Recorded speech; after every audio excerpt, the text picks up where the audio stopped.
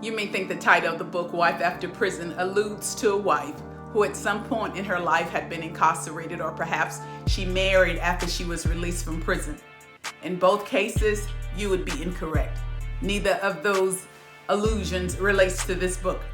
Hi, my name is Sheila Bruno, author of Wife After Prison, Caught in the Aftermath, and I help individuals understand that a prison sentence, it doesn't have to be a life sentence for mental health problems.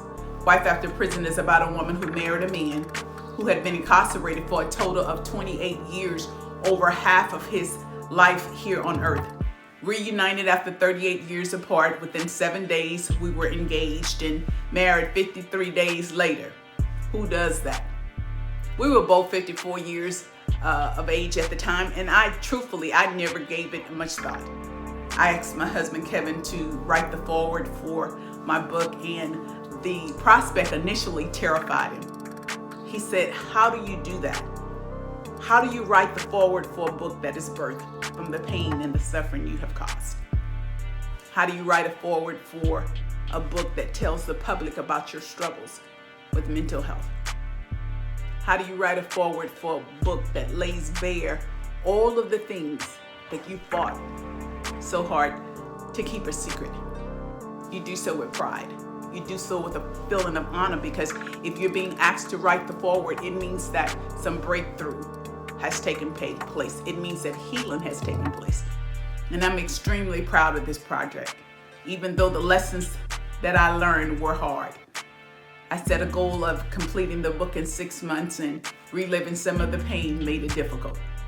But through the pain, I persevered. And I'm committed to sharing our story and shining the light on a subject that so many current and formerly incarcerated individuals struggle with. And that subject is mental health.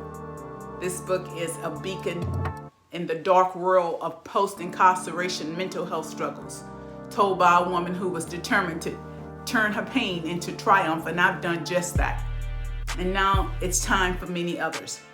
I've committed to donating a copy of my book to every prison in America, and so far I've completed 8 states.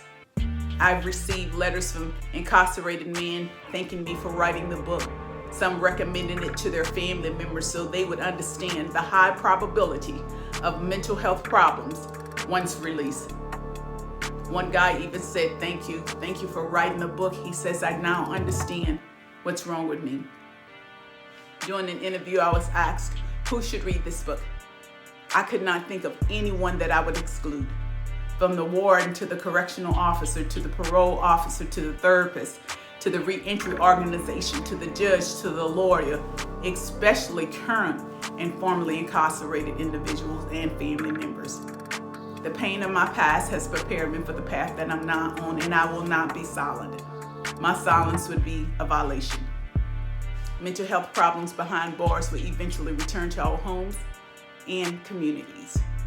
For incarceration and formerly incarcerated persons with mental health problems, not talking about it can be one of the worst parts of the illness. By getting people talking about mental health, we can break down stereotypes, improve relationships, aid in recovery, and take the stigma out of something that affects us all. This book helps individuals understand that a prison sentence, it doesn't have to be a life sentence for mental health problems. Seek to understand, not to deny, the effects of prison. Thank you for listening.